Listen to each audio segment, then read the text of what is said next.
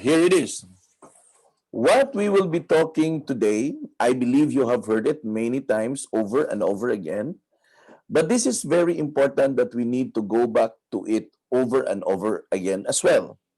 Repetition is the key in order for you to be master at one thing. Without such a mastery, it is totally impossible for you to be able to navigate into this industry and make yourself grow.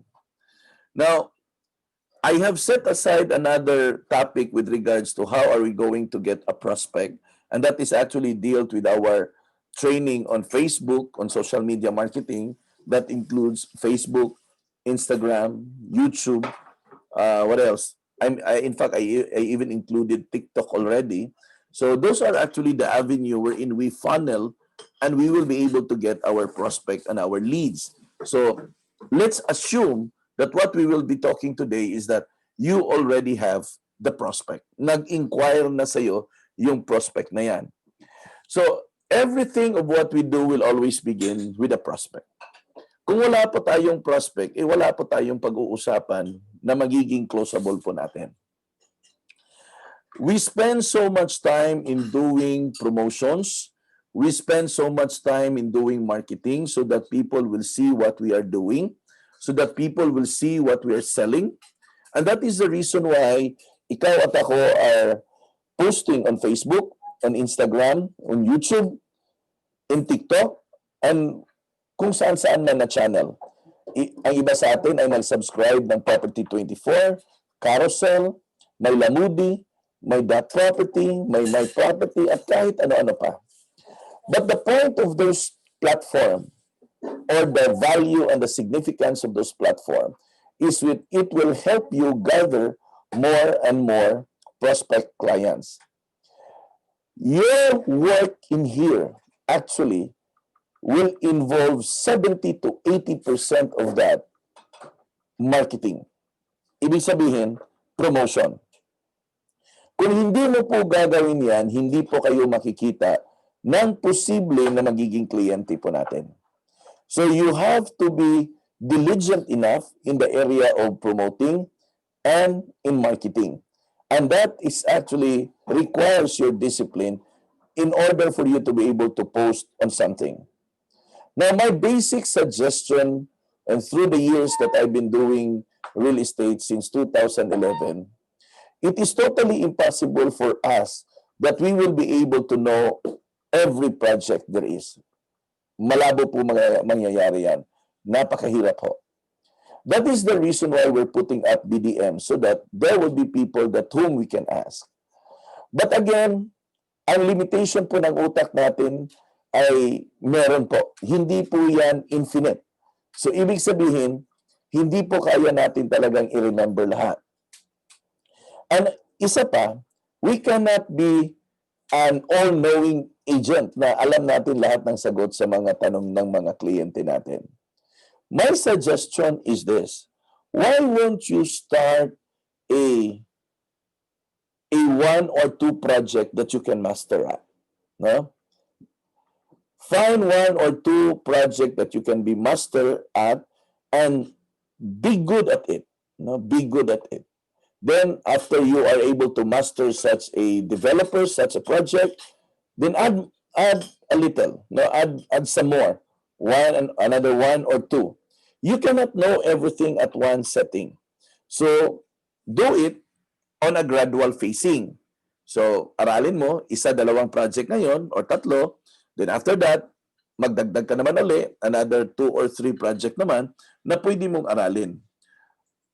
You cannot master every single project at one time. Never it will happen. So it is very important that you are able to find a project wherein you can master. My suggestion is this: find a project that is nearer to your location. Find a project na malapit po kung saan ka nakabase. Or in short, find a project wherein kung saan ka kabisado sa lugar na yan. Mahirap po mag-describe sa isang lugar na ikaw mismo ay hindi mo kabisado. Okay. So, tips lang po yun. Now, Balik tayo dito sa diagram na ipapakita ko. Assuming you already have the prospect. Rule number 1, hindi lahat ng nagtanong sa atin o nag-inquire sa atin ay qualified na magiging prospect. Okay. Hindi po lahat. Hindi po lahat na pwedeng makapag-avail ng house. Gusto man nila na makapag-house and lot or makapag-condominium, hindi po lahat na pwedeng magtanong sa atin ay kwalipikado. Ibig sabihin may mga limitations din. That is the reason why we will come in and be able to qualify kung etong tao na to is qualified ba na makapag-apply ng isang housing loan or isang condominium loan. So ngayon, sa sobrang dami ng project, mahirap po mag-qualify. Una, we need to find a project that fits for him. Una yan. The second one, kung kaya ba niya. Yun ang second eh. Now, unahin natin tong project na gusto niya. When a prospect asks you a question with regards to the project na nakapost mo or pinost mo, siguro the next question that you would like to further ask para ma-dissect mo po yung gusto niya is para matumbok mo kung ano talaga or kung saan talaga yung preferred location niya. Minsan kasi, nagtatanong tayo ay too generic. Minsan nakikita ko po sa mga group chat, may mga magtatanong po at kadalasan ang tanong ay ganito po ka-generic. For example lang, Ma'am, sir, meron po ba kayong project dyan sa Liloan? Now, if you are familiar with the place Liloan, you know exactly that Liloan is a huge town. The next question is, where exactly in Liloan? Ma'am, sir, meron ba kayong project sa Consolacion? Yes, meron. Pero, where exactly in Consolacion ang gusto mo? Pwedeng sumagot si kliyente, gusto ko malapit sa SM. Gusto ko malapit sa FUDA. Gusto ko malapit sa Mindero Hospital. Gusto ko bandang Tayud, Consolacion, malapit sa school. In short, there has to be a point of reference para ikaw mismo alam mo kung ano ang project na malapit po dyan. Kasi pag nagtanong ka na sobrang generic, magtanong ka sa mga kasamahan natin, Ma'am, may project ba tayo sa Consolacion? There are over 15 to 20 projects in that location alone. You cannot offer those projects to your client in which hindi naman siya talaga match. Alam mo anong mangyayari yan? Mangyayari dyan, nakaka-insulto yan. No? Bakit mo ako bibigyan ng ganyang kamahal na bahay? Hindi ko naman kaya yan. So in short, we've got to be sensitive enough that we may be able to offer a project fitting for the person. Okay, ganito yan. So pag nag-inquire, ang unang itatanong mo, yung preferred location. Ma'am, sir, salamat po sa inquiry po natin. Saan po ba banda sa Consolacion ang preferred nyo po? Ay, Joff, okay lang ako dyan, malapit sa, meron ba tayong malapit sa FUDA, Joff? So ngayon, may keyword ka na, malapit sa FUDA. Now ngayon, if you have that information, you write it down. Kasi nag-uusap pa kayo eh. Nag-uusap kayo. So, FUDA. Sige po ma'am, I'll check this out and I'm gonna get back to you para makita ko po yung mga project na malapit sa FUDA. By the way ma'am, ano po ba yung gusto niyo po na investment? Ito po ba ay bahay at lupa or condominium po ba?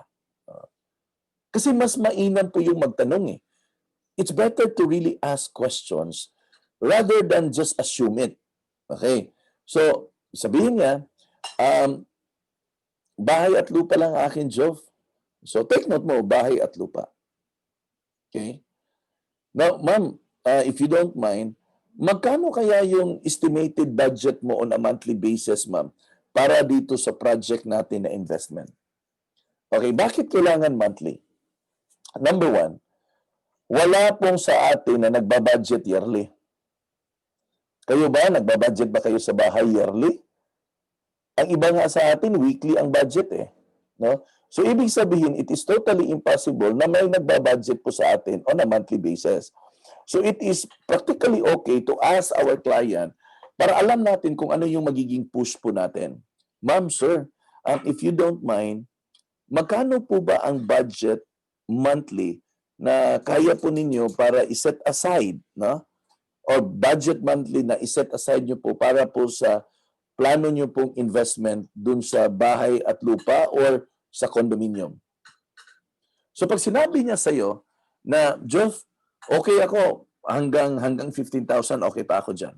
So ngayon may basis ka na ang hahanapin mo na property ay hanggang dun nga level. So kung may nakita ka na mga property na ang monthly amortization ay 30,000, 40,000, ay huwag mo nang i-offer yan. Kasi hindi niya kakayanin yan. Nakaka-insulto yan. No? Nakaka-insulto yan. Ba't mo ako bibigyan ng ganyan? Na alam mo naman na ito lang yung kaya ko. Kasi kaibigan, pag kumuha yan ng bahay, nag-iisip yan na baka matamaan yung budget nila sa day-to-day living. So nagse-set aside talaga yan kung ano talaga at magkano talaga ang kakayanin nila. So sulat mo. Gusto niya ng bahay sa Konsolasyon, malapit sa FUDA. Ang budget niya ay 15,000 on a monthly basis. Okay. Tanungin mo rin, ma'am, dun sa bahay na hinahanap mo, ano po ba yung gusto mo? Yung single story lang? Two story? Okay lang ba sa'yo, ma'am, dakit-dikit? Or gusto mo yung single? Bakit ho? Para magkaka-idea ka. At you will be able to offer to the client kung ano yung dapat. At pwede mo ring ma-explain kung wala man sa lugar na yan. Okay. So balikan natin yung example natin na FUDA. Ngayon, magtatanong ka, saan ka ba unang pupunta? Okay. May information ka na dun sa gusto ng kliyente mo. Ang tanong this time, saan ka ba unang pupunta? Okay. Ayan po, nakikita nyo po sa araw. Pumunta po kayo sa team group chat ninyo para ma-assist po kayo ng mga kasamahan sa grupo kasi nandun din po sa group chat ninyo ang consultant ninyo, ang manager ninyo, ang supervisor ninyo, at ang kapwa natin na mga property liaison specialist. Baka may mga alam na doon na dati na po nilang na-encounter. Okay. You go to your team group chat. Okay. Mas madali pong makita yan ng mga leaders ninyo pag nasa team group chat kayo. Huwag niyo pong i-PM. Tanggalin niyo po yung nasa isipan niyo na mahihiya kayong magtanong sa group chat. Because create po natin ang group chat para magtulungan po tayo bawat isa sa atin. Kasi kung mag-PPM-PM kayo, minsan hindi yan nakikita ng mga tao na pinipm nyo dahil sa sobrang dami natin na mga group chat. So you have to communicate into the group chat. Kadalasan doon sa group chat, maliban na nandun yung mga uplines ninyo, nandoon din ang BDM natin sa specific project kung meron man. Okay. Kung meron BDM ang project na yan, ibig sabihin, nandyan din po siya sa group chat na yan. Okay. Ngayon, magtanong ka dyan. Anybody can answer your question. Ito lang po yung gusto kong ipakisuyo. Ang mga tao po na nandoon sa group chat ay hindi po robot. At lalo na, hindi rin po sila si Google na alam nila ang sagot sa lahat ng mga katanungan. Minsan, pag nagtanong po tayo, ay naghahanap pa po sila ng sagot din para maibigay sa atin. Kaya ang gusto kong hingin sa inyo ay ang konting pagpasensya sa paghintay ng reply. Kung pag-una mong tanong ay hindi mo nakuha yung sagot, wala pong mawawala kung magtanong ka ulit. Pwedeng magtanong ulit kasi baka hindi po siya nakita. Huwag magtampo agad. No? Ay, Sir Job, nag-PM ako sa iyo kasi walang sumagot. Huwag ganun. Napakapangit na attitude yan. Hindi ba pwedeng hindi lang nakita? Di ba? Hindi lang ba pwedeng, baka may ginawa po yung tao kaya hindi po nakarespond agad? Hindi ba pwedeng meron pa siyang inaasikaso na unang nagtanong sa iyo kaya hindi niya nasagot muna ang sayo? In short, kaibigan, ito lang po yung gusto kong ipaabot. Your patience is greatly appreciated. Magtanong ulit. Na kayo magtanong ulit. Pag nagtanong kayo, wala pa pong sumagot, ask again. Pag wala pa pong sumagot the second time around, ask again. Pag wala pong nagtanong on the third time, ask again. Pag wala pong nagtanong on the fourth time, ask again. In short, do it over and over and over and over and over and over and over and over and over and over again until you get the answers. Ganon po dapat ang attitude ng isang DPPI Property Liaison Specialist. Ang isang DPPI Property Liaison Specialist, hindi po matampuhin. Ilagay nyo po yan sa remembrance nyo. Hindi po tayo matampuhin. Bagkus, tayo ay pasensyoso. Okay? So, pumunta ka sa team group chat at doon po tayo magtanong kasi nandun po yung mga leaders natin, yung consultant nyo na makakatulong. Ngayon, pag ito ay nasagot na, nagbigay na sa iyo ng mga recommendations, kasi magbibigay yan sila ng mga recommendations eh. Pag may naibigay na po ng mga recommendation, ang next na gagawin mo ay ito. Magpa-add ka doon sa developers group chat. Okay. For example, nagbigay ng recommendation na, ay, ma'am, meron po tayong property dyan malapit sa FUDA, yung property ng Prylan na Bilis North. Baka gusto niya. So, recommendation. Okay. So, ang response mo dyan, ay, ma'am, sir, sige po, salamat po. Pwede niyo po ba akong ma-add sa group chat ng Prylan, ng project na sinabi mo? Magpa-add ka sa group chat ng developer na yan. Okay? So, nakuha niyo yung step, team group chat, then developers group chat. Yun po yung procedure. Pagdating mo sa team group chat, nandun din po yung mga kasamahan natin. Plus, nandun din po yung BDM natin at malamang yung consultant mo nandun din. Okay. So ngayon, this is very important that you are able to gather this information. Number one, dapat alam mo na ngayon ang contact number ng opisina ng developer. Number two, alamin mo kung sino ang marketing officer ng project na yan. Yung BDM ho ay atin yan. Yung marketing officer or broker coordinator sa kumpanya yan, sa developer yan. So alamin mo kung sino yan. Because that person is our key person. Key person po natin yan para makakuha po tayo ng information. Okay. Bakit importante na alam natin kung sino ang marketing officer? Okay, ito po yan.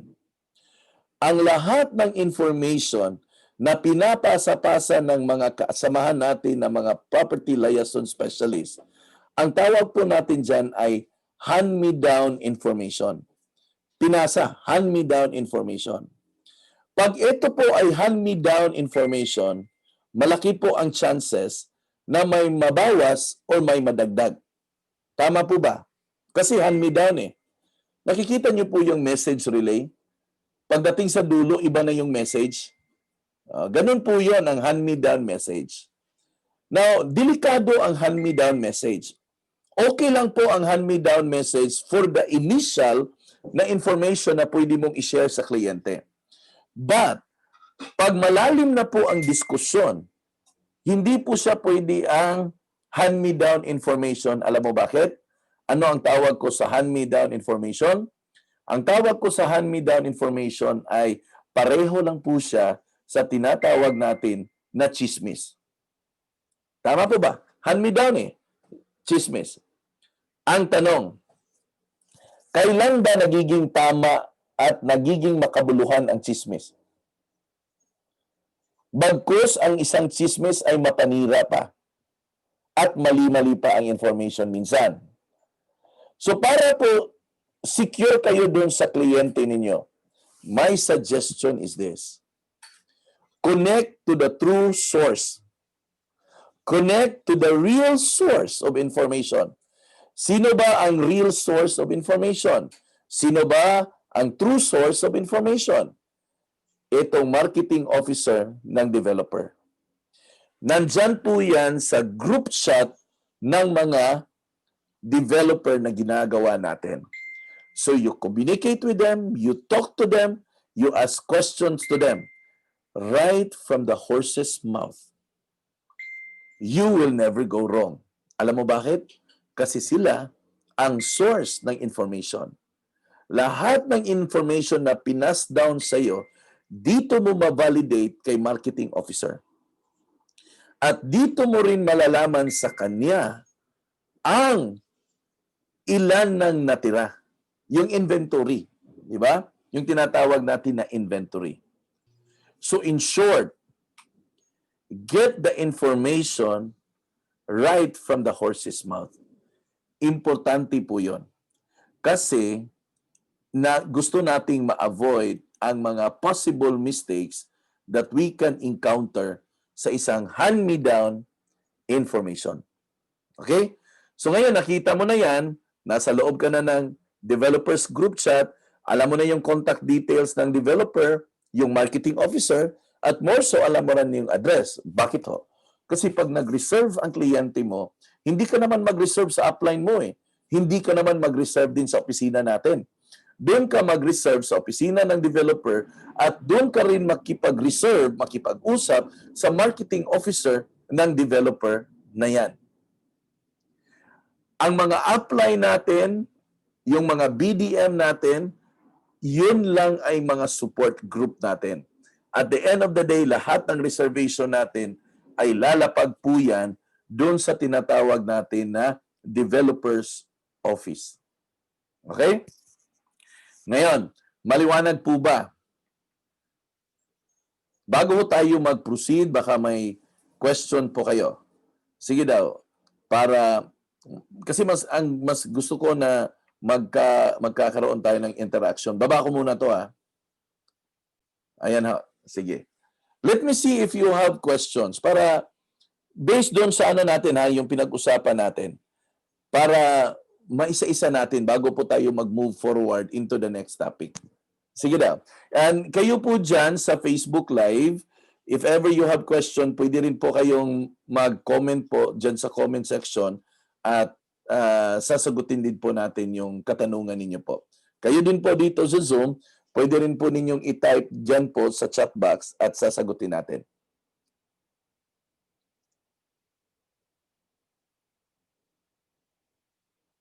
Or pwede kayong mag-unmute, no? You can ask me directly.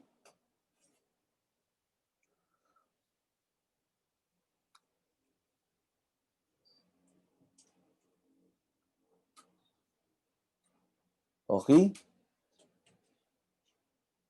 Sige, kung wala po tayong questions, I'll move to the next to the next discussion. Okay? Kasi I really wanted to have it in a 1-hour period lang para hindi ko po makuha yung masyado yung oras nyo. Tsaka para ma-conserve na rin yung mga data natin. Okay. Dito tayo sa next na pag-uusapan natin. Ito yung price list. Okay.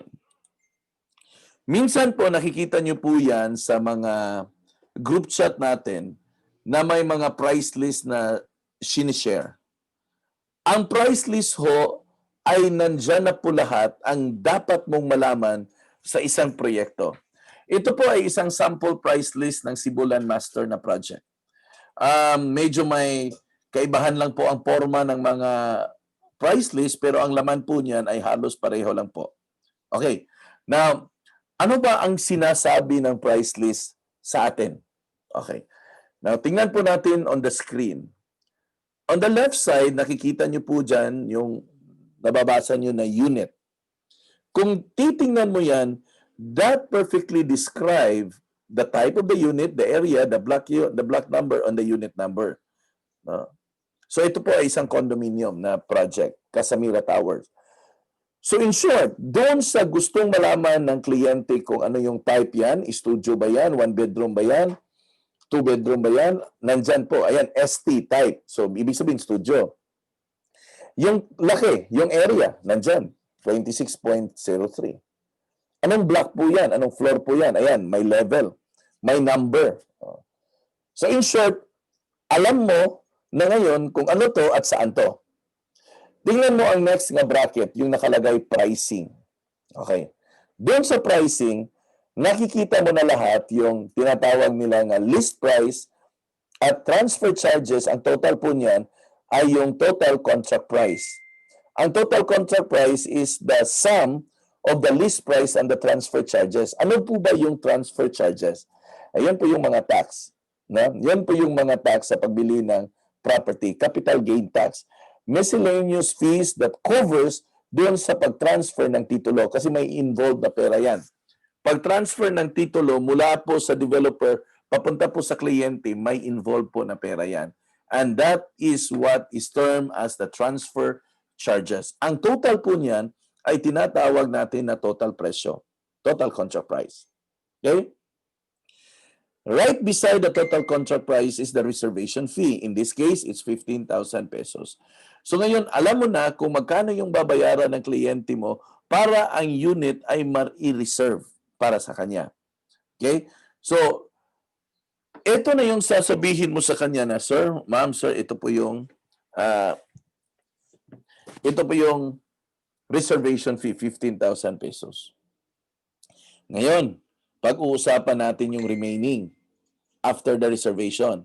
Yung down payment at saka magkano yung magiging malone. Okay, ito yon. Dito po sa payment option, in this case lang, example, nagbigay siya ng tatlong option. Ang unang option niya dito ay ang down payment ay hinati sa dalawa.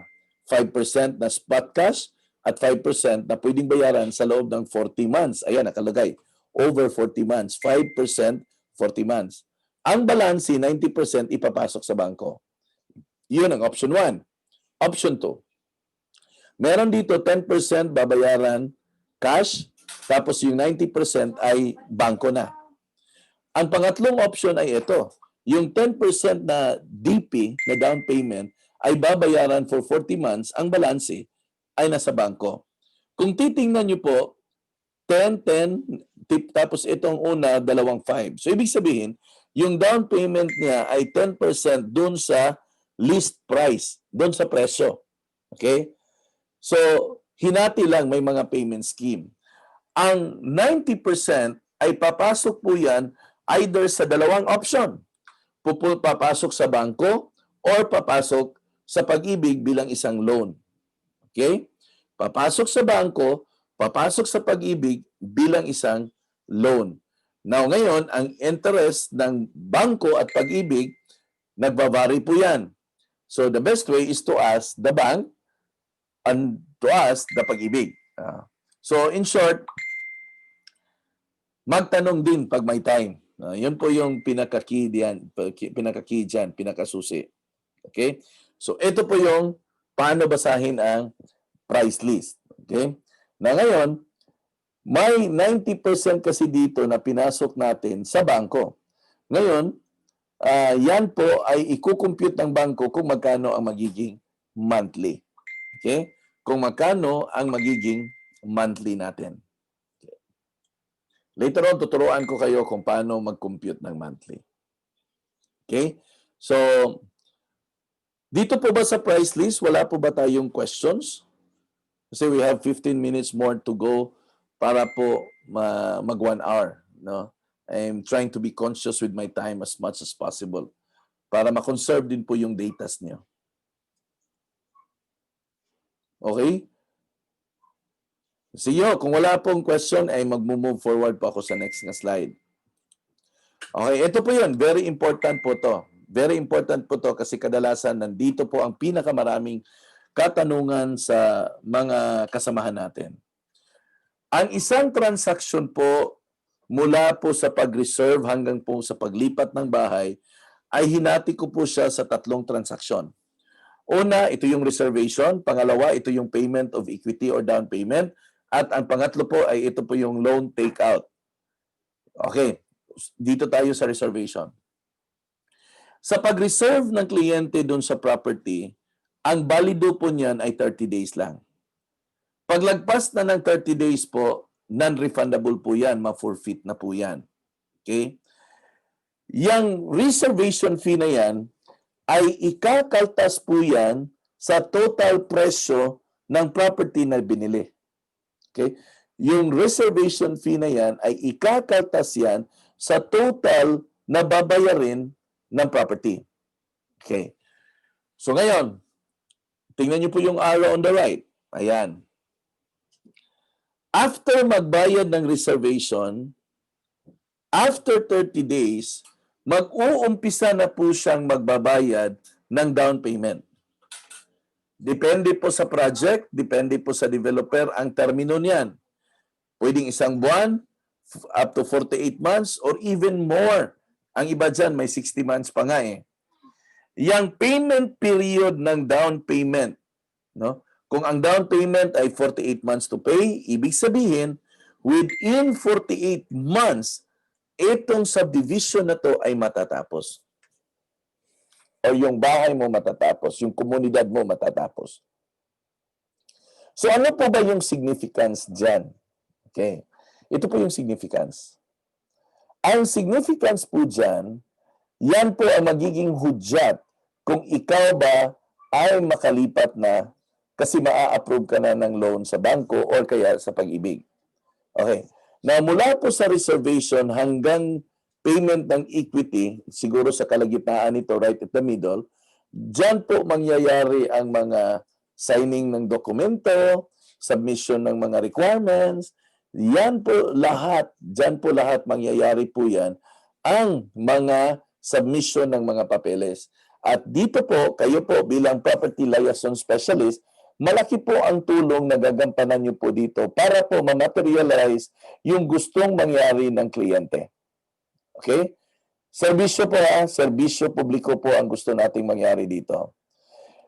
In the middle of the payment of the equity, yung period na yon, yung 48 months, in the middle dyan, mag-uumpisa na rin yung pagpoprocess ng mga loan ninyo kung saan siya ipoprocess. Sa bangko ba o sa Pag-ibig ba? Number one rule na very important, no? Remember this. Pwedeng mag-process ng loan while ginagawa pa ang bahay.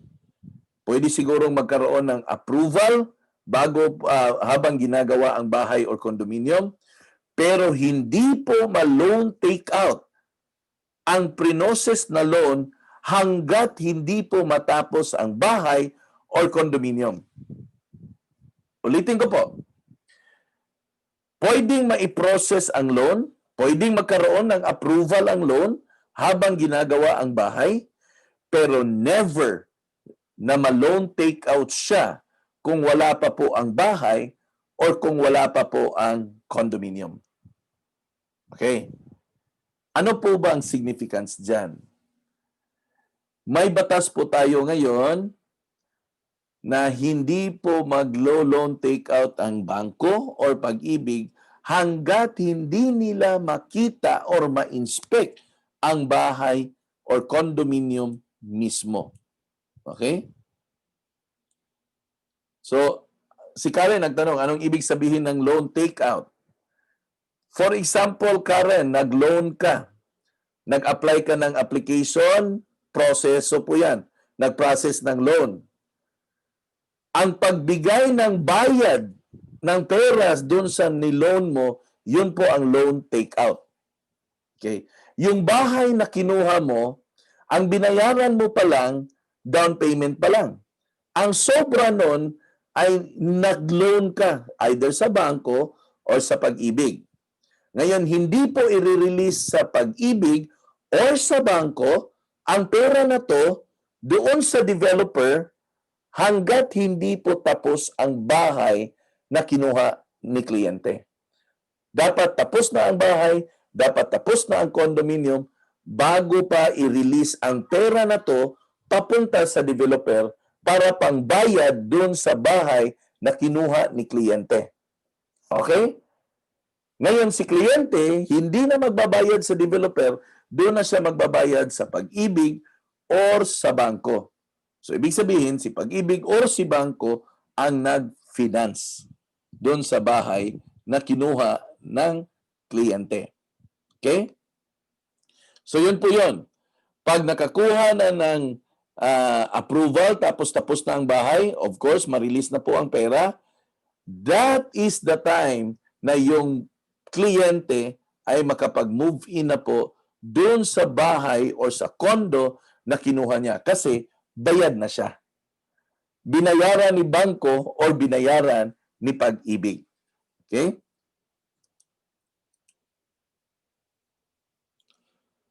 Okay. So, dito muna tayo sa screen na to. Meron po ba kayong question? And we'll end up with this slide siguro kasi 10:37 na.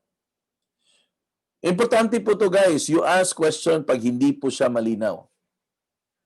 At kayo din po dyan sa Facebook Live, if there are things that you wanted to ask, please do ask. Kasi importante po din po kasi na, especially ito, na maiintindihan niyo po itong proseso na to kasi ito kadalasan ang maraming katanungan sa mga kliyente po natin.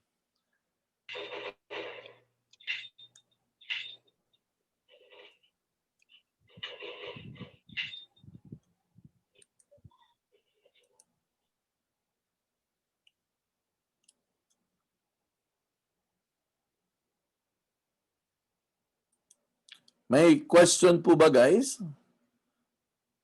Pwede kayong mag-type or pwede rin po kayong ano nyo yung mic nyo.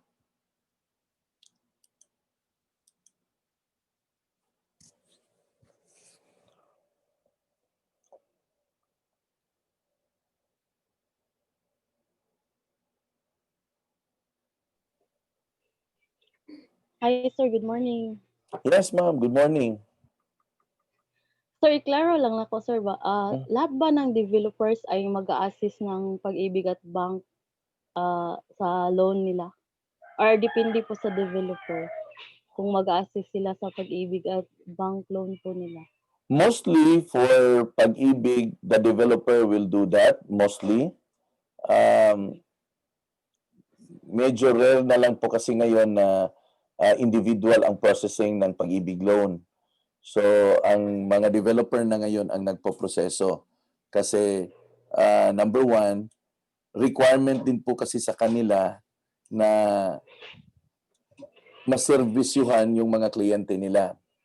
In the case of bank, actually, meron po mga developer na hindi po sila ang nagpo-process ng bank, kundi ang mga property liaison specialist natin ang nagpo-process ng bank.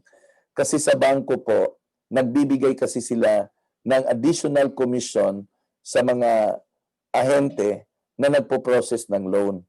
For example, yung kliyente mo, nag-loan ng, let's say for example lang, 2 million, maliban dun sa commission na matatanggap mo sa developer, may commission ka rin na matatanggap sa bangko. For example, tayo, DPPI, accredited tayo sa BDO. Lahat ng mga DPPI members, kung may kliyente kayong mag-apply ng loan sa BDO, pagbigay nyo lang alam sa amin kasi i-endorse namin kayo sa BDO. Pag na-approve ang loan ng kliyente nyo sa BDO, magkakaroon kayo ng additional 1% doon sa na-loan ng kliyente mo. So, in short, dagdag kita yon in the case of bank. Sa Pag-ibig, usually, ang developers ay meron na po silang representative na mag-process for Pag-ibig loan mula sa developer papunta sa Pag-ibig. Kadalasan. So sa bangko lang nangyayari na may individual processing. But, again, yung list of requirements na kailangan mong i-prepare will still come from the developer. Manggagaling pa rin po sa kanila kasi sila rin po ang magbibigay ng lahat ng mga endorsement na kakailanganin mo. Kumbaga, ang role mo dyan ay para kang taga-submit pa rin, no? Taga-submit lang sa bangko. So, yun po yan. Okay. Sige, sir. Thank you, sir. Welcome. Sir, if mag-reserve sila, asa na siya i-process or kinsay mo dawat ana? All reservation, as I always say, will always be in the office of the developer. Wala pong transaksyon sa opisina ng realty po natin. Kaya nga, may marami pong magtatanong ng opisina natin sa ibang lugar. May marami tayong agent sa ibang lugar. Wala po, useless po ang opisina kasi lahat po ng kliyente natin ay bibit-bitin po natin sa opisina ng developer. Lahat po ng DPPI agent ay bawal po tumanggap ng bayad mula po sa kliyente. Dapat ang mga bayad ay direkta talaga doon sa developer. Kung malayo si kliyente, i-deposit niya doon sa account ng developer. Magtanong lang po kung ano yung account number ng developer para ma-deposit. Okay? So, lahat, no, Karen, lahat ng reservation, lahat ng payments, that is all done in the office of the developer. Lahat po yan. In short, wala pong transaksyones sa opisina ni DPPI. Lahat ng transaksyones ay nasa opisina po ng developer. Ito may tanong. Morning, Sir Job, at sa lahat, wait daw 9 months or months for any reason nga dili ka kabayad si buyer, unsa man penalty sa bangko or sa pag-ibig o penalty man or surcharge, mostly pila ka percent. Kapitan, no, ang mga penalties ay bank's discretion po yan or pag-ibig's discretion. Iba-iba po yan. Number one, ang rule naman talaga, hindi naman talaga mag-penalty si pag-ibig diretso or si bangko diretso hanggat hindi sila nagpapadala ng notice of payment. Okay, magpapadala yan ng notice. Siguro, on the maximum, mga 3 notices yan.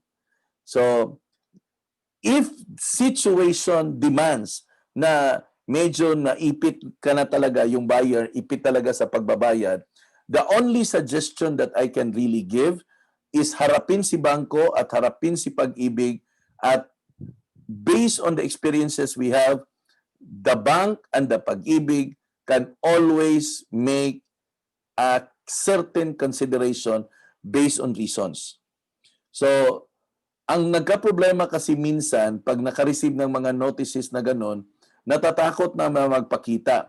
So ngayon, dahil ikaw ang property liaison specialist, samahan mo siya. I-encourage mo siya na pumunta doon sa bangko or sa pag-ibig kung saan niya inutang to para ma-present yung case niya para makapagbigay ng consideration si bangko or si pag-ibig. In the case of pag-ibig, as much as possible kasi, si pag-ibig ay hindi po yan nagpo-forfeit or nagpo-foreclose ng bahay. Kaya po minsan, aabot po ng maraming notices sila. Kasi hindi naman talaga nila, si pag-ibig kasi ay ginawa ng gobyerno, hindi po para kumita ang gobyerno, kundi po para matustusan ang kakulangan sa pambahay. Hindi po intensyon ni pag-ibig na i-foreclose agad-agad ang property, maliban na lang po kung ito talaga ay hindi na talaga mabayaran. Okay? So in short, si pag-ibig, ang goal talaga niya ay magkabahay ang bawat Pilipino. Okay? Sa bangko, dahil ito talaga ay negosyo talaga nila, after certain notices, pag hindi ka sumipot, ay magpo-foreclose talaga. Pero kung ikaw ay sisipot at makipag-usap ng maayos, meron silang ginagawa na ang tinatawag nila dito ay restructuring of loans. So may ginagawa sila na gano'n na if in case ipit na ipit ka na talaga, pwede nilang i-restructure yung loan mo para magiging mas magaan para sa iyo at in short, makakabayad ka. Okay? So sa bangko, pwede silang mag-restructure. Sa pag-ibig naman, gano'n din naman eh. Pwede din naman silang mag-restructure. So in short, it pays to go there and talk. No? So samahan niyo lang po si kliyente para hindi po siya kakabahan.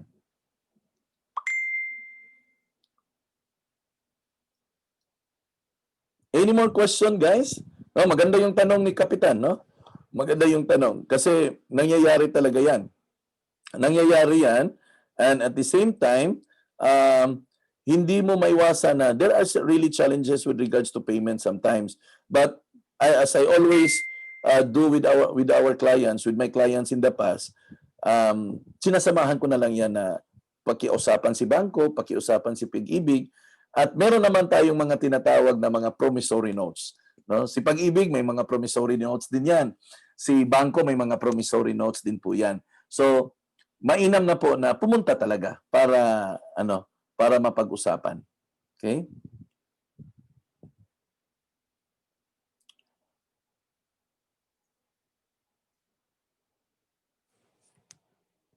May tanong dito si Ma'am Lynette, how about RFO projects, sir? Ano po ba doon sa RFO project, Ma'am Lynette? What about the RFO project? Meaning ano yung mga RFO project? Yung Saikyong, RFO yon. Yung Mactan Oasis Garden, RFO din po siya. So, magtanong lang po tayo, no? Magtanong lang po tayo sa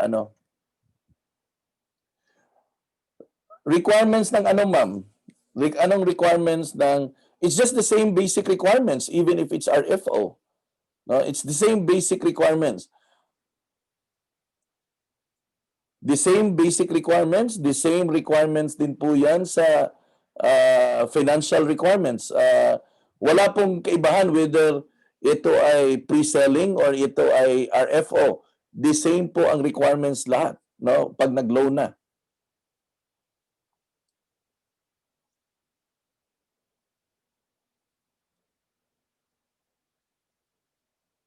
So in short guys, whether RFO yung unit or whether pre-selling yung unit, ang requirements na kailangan para mag-process or mag-apply ng loan ay pareho po lahat. No?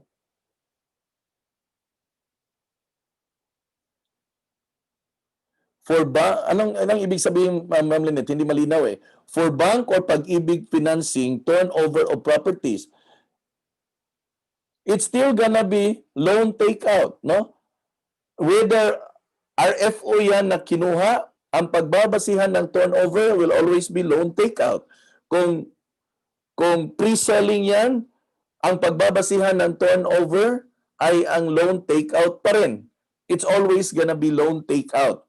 Ang ibig sabihin ng loan takeout, yung pera na ni-loan, na ni-prenosis ay na-release na papunta doon sa developer.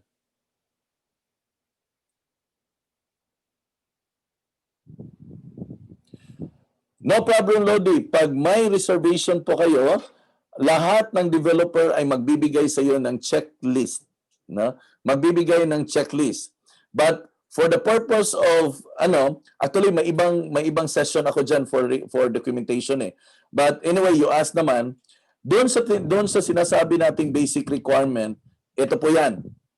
Number 1, wala lang po ako ditong slide kasi nasa ibang topic po yan eh. Doon sa basic requirements, it would begin with your valid ID. Dalawang valid government issued ID. Number 2, your proof of billing. 2 valid ID, proof of billing. Pangatlo, kung single, birth certificate. Kung married, marriage contract. Yan po yung basic requirements. Sa financial requirement, ito po. Kung locally employed, income tax return or ITR. Secondary financial requirement ay payslip. Secondary. Ibig sabihin, pag hindi po siya sufficiente, hinihingi siya. Pag sufficient na po ang ITR, okay na po yon. For overseas contract worker, ang kailangan lang po ay job contract. So yun po yun, Lodi. Ang kailangan ay job contract for overseas contract worker. So job contract for locally employed ay income tax return, secondary financial requirement ay yung payslip. Okay.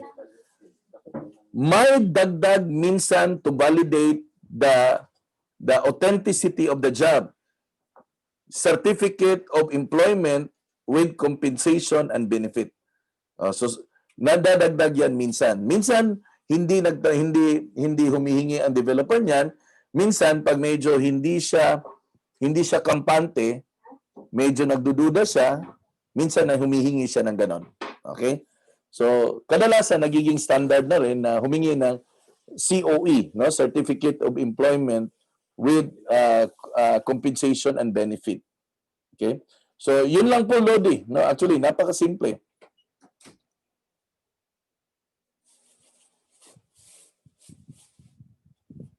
And also, every time na magkakaroon po ng mga PKS, na mga Project Knowledge Seminar, yung mga developer mismo ay pwede nyo pong tanungin kung ano yung requirements nila sa reservation at saka sa loan.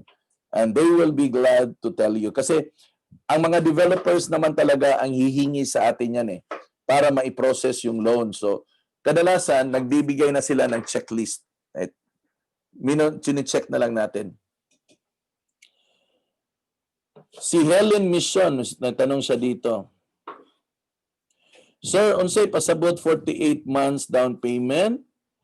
Helen, ang ibig sabihin, hindi po 48 months lahat ng down payment. Ibig sabihin, 48 months mo babayaran ang down payment. Sa Bisaya pa, Helen, data-data ang down payment. Sulod sa 48 ka bulan.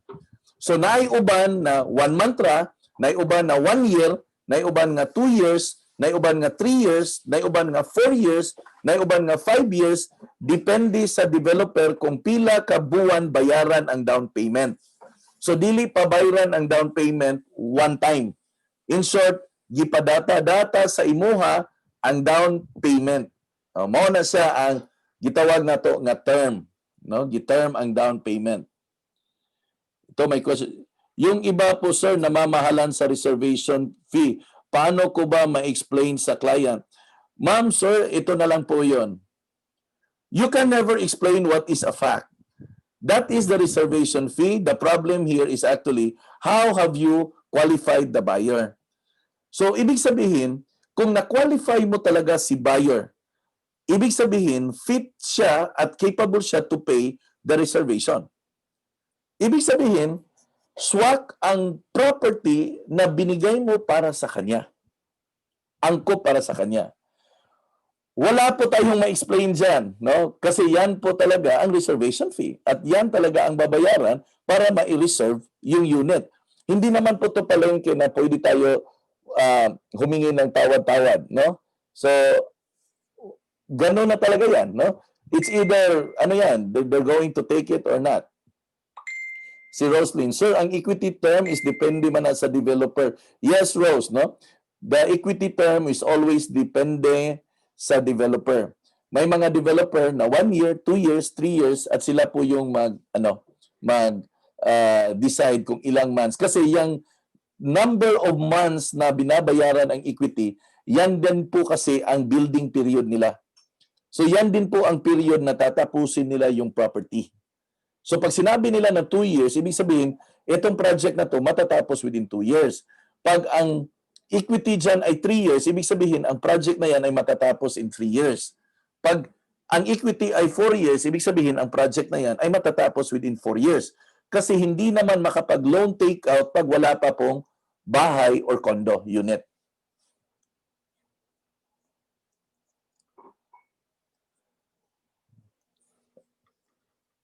Okay, maganda yung mga questions para at least makapagbigay tayo ng linaw. Any more question?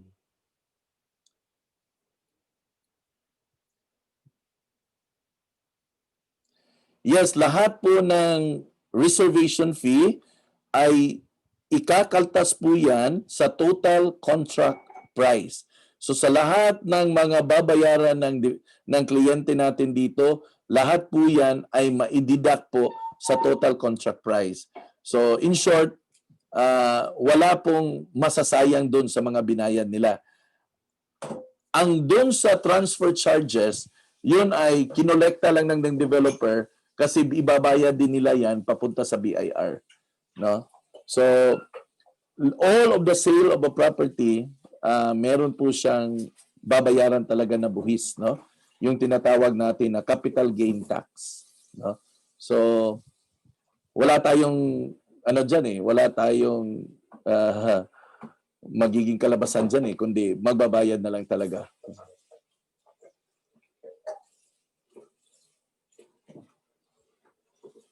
Okay, any more question? Dito po sa Facebook Live, any more question?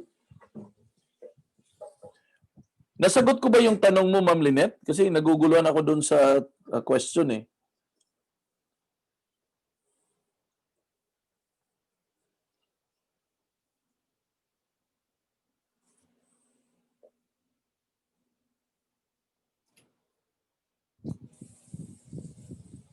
Okay.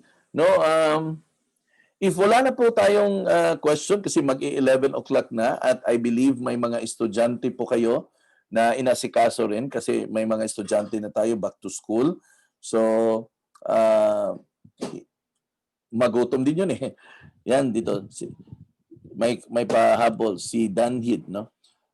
Sir, yun sa babayaran, sir, magkano presinto? Jay, pwede mong linawin yung question? Kasi medyo hindi ko makuha yung question eh. Pwede mong i-retype again, Jay, kung ano yung question mo dito? Kasi question, hi sir, yun sa babayaran, sir, magkano presinto? So, I cannot get the message dun sa question. Ano po ba yung ibig mong sabihin, Jay? You can actually click your mic, no, para masabi mo. Sir, I need to ask, sir. Yun sa babayaran, sir, magkano ang porsyento, sir? Porsyento saan?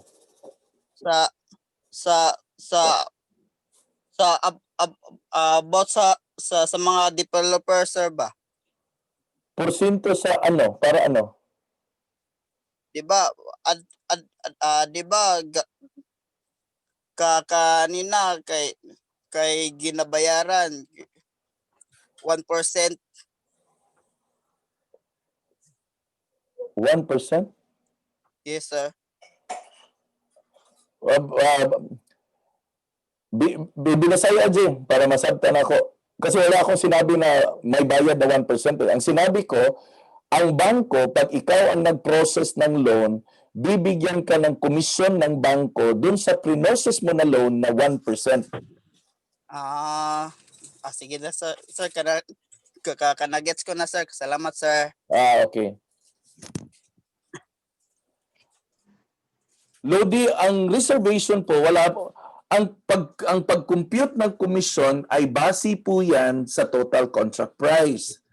Ang mangyayari sa reservation, ang kadalasan, ang ginagawa ng developer, pag merong reservation, nagbibigay sila ng tinatawag natin na reservation incentives.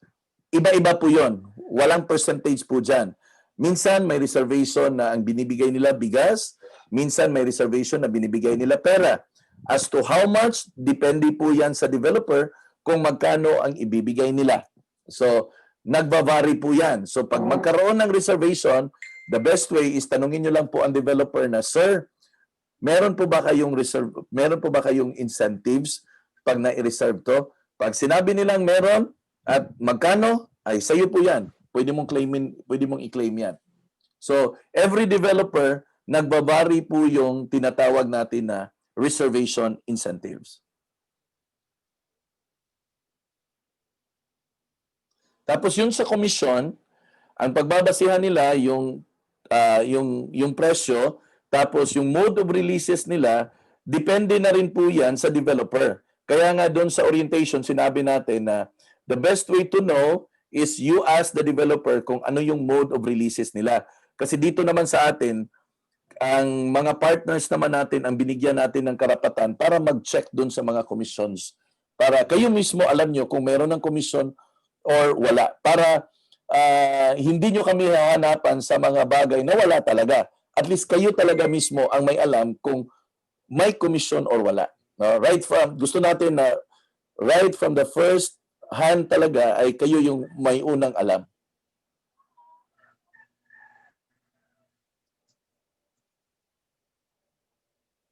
Okay? Any more questions? Maganda yung mga question na gano'n, no? Para at least magbigay linaw po eh.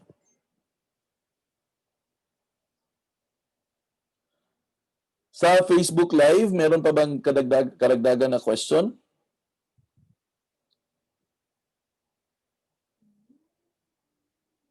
Okay. Now guys, if wala na po tayong additional question kasi it's already 11:01 at ayaw ko rin kasing ma-hold kayo, especially na ngayon ay may back to school na kasi, no? Back to school na.